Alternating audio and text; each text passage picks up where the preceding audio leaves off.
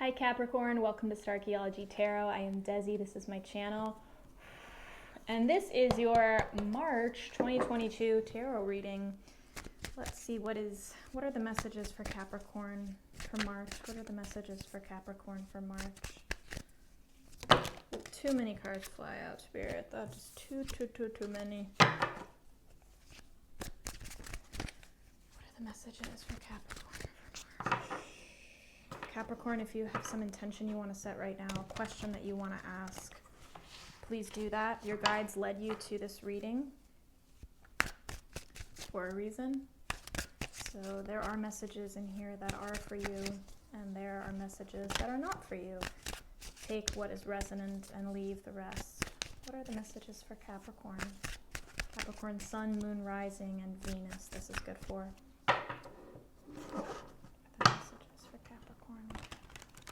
For March.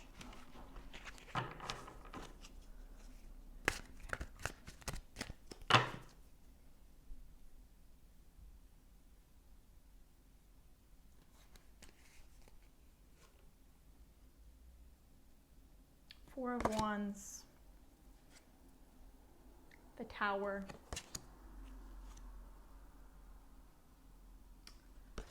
Three of Wands. Oh, wow.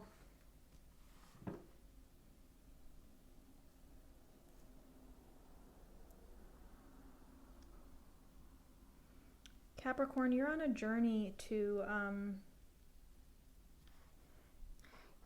your path forward requires you to move closer to something good that you had in the past. Whoa, I hope I didn't just hit that mic, sorry. Your journey forward, it's almost like I'm seeing some of you as a Benjamin Button situation. It's like your movement into the future is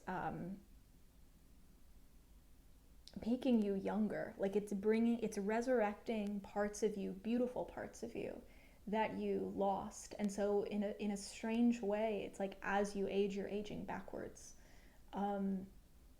As you move forward, there's also a kind of backward movement, but it's not a regressive backward movement. It's like a resurrection, a refinding of yourself, like a reclaiming of something that was lost. And I see it as, I guess that's kind of why the Benjamin Button idea came to me first, because that's a kind of backward movement that we see in a kind of positive light. Like he gets younger and younger as years go on. It also makes me think that there's something backwards about your journey in general. It doesn't look linear in the way that others' journeys might. Yours may look like it's going backwards, when in fact it actually isn't. Your backwards is other people's forwards. Or rather, other people's backwards is your forwards. That's something that makes you particularly unique, that's particular to you, which we're seeing in this Three of Wands. The only obstacle between your current step and your future step, your next step, is the act of destruction. It is what's presenting itself as the obstacle is the need for something to come down, a kind of destruction, a destruction of sorts, a tower crashing, an enlightenment coming from that destruction. Something needs to be destroyed in order for you to move to your next step, and you won't see that next step until you have the space you need. It's almost like this tower is in your way, and it needs to come down so that you can see the full horizon, so that you can actually see what's in front of you, because really all you're seeing now is concrete, the concrete of the tower, and that's affecting your vision. Destroy something for the sake of broadening your vision. Clarifying your vision.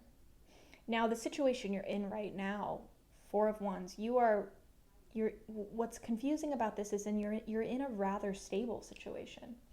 You have a sense of stability. You have a sense of security. Some of you Some of you, this sense of security is just in your purpose, it's in your mission, it's in your creative journey, your job, career. Others of you, it's a kind of stability in your relationship. I think, for some of you, this is like a big milestone that you just crossed. Some of you just got engaged, or some of you just got a promotion that's given you a new sense of security in your job.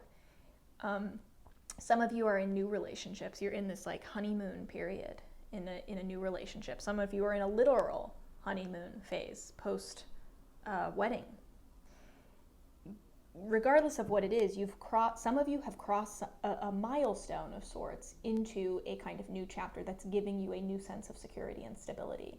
Others of you, it's not as clear as like an obvious culturally recognized milestone, but it is, you just find yourself in a particularly secure, stable period in your life. So it's almost counterintuitive to destroy something when you're feeling so secure, when things do feel so stable, because there's a survival part of you that is more focused on maintaining the status quo than progressing you forward. You have to remember that instinct that you have to preserve the status quo doesn't share your goals, your personal goals with you. That's a survival instinct. So the feeling you have to preserve the status quo, that won't get you closer to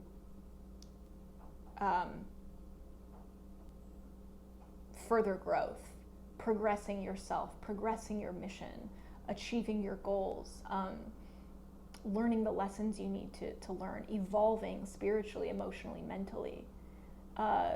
Any kind of energy that's just focused on preserving stability, security, status quo is likely not the growth mindset that you need to grow to be something better, become something better, become the next iteration of you.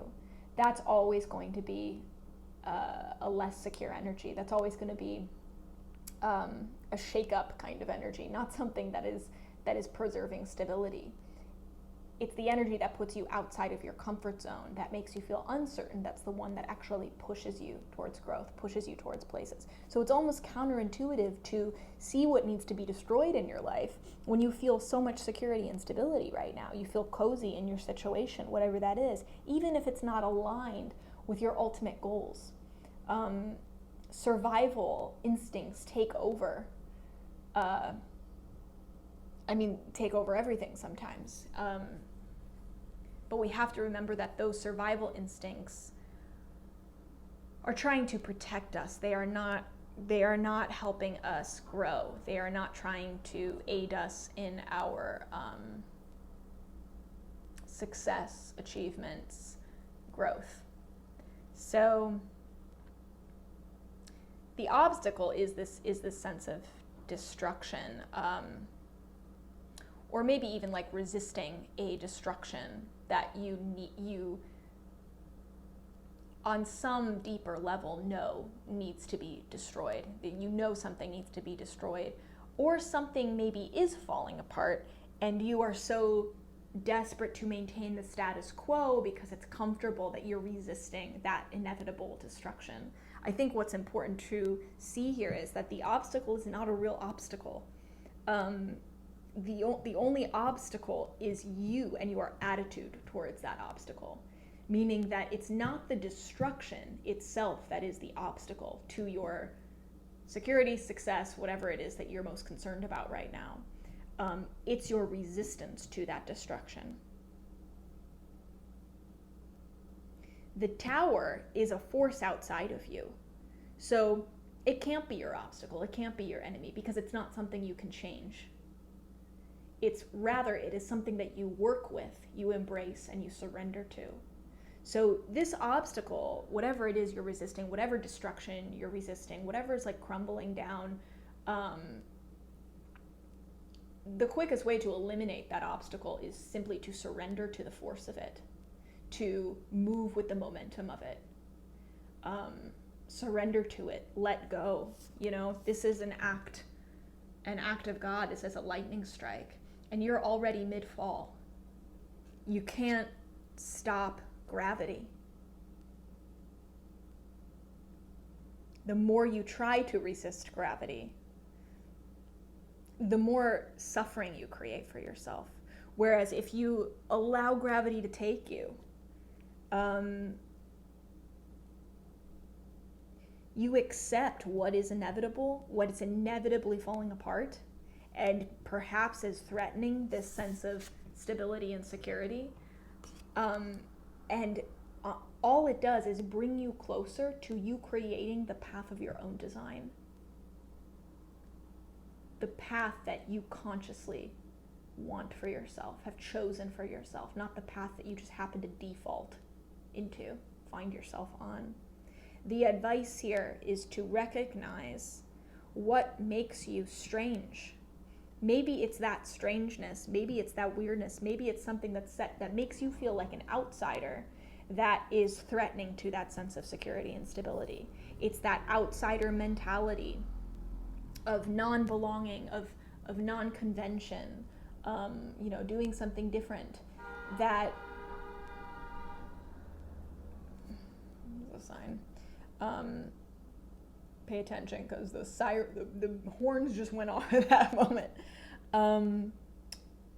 There is something about that part of you, the part that makes you feel different, that is threatening to your stability and security, but it's also the thing that liberates you. It is the thing that is destroying structures that do not serve that unique part of who you are.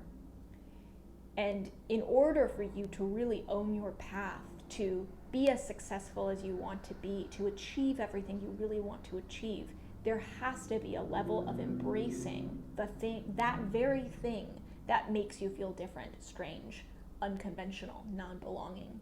It's very important for your path. It's easy to stay in the Four of Wands comfort, but you risk the authenticity of your life by doing so. And this is destiny at this point for you. You really are destined, Capricorn, to embrace this strange part of who you are, to commandeer your own unique journey. You're a pioneer in a sense. And this is like the Tower energy coming in here. This is a lightning strike. Like something has struck you in a way that's just like, this on a deep level. There is some outside force that is shaking up your stable, secure world, and is like, you gotta start your odyssey. You have to go start this adventure, embark on this adventure, this unique path that is only yours. It belongs to nobody else. And there's already momentum around it. That's that destructive energy. Like, you're already falling into that. You're already falling onto the very path you need to be walking. So if you feel like there's conflict, remind yourself you're creating the conflict here by resisting the inevitable. You're creating the conflict by resisting surrendering to your unique path.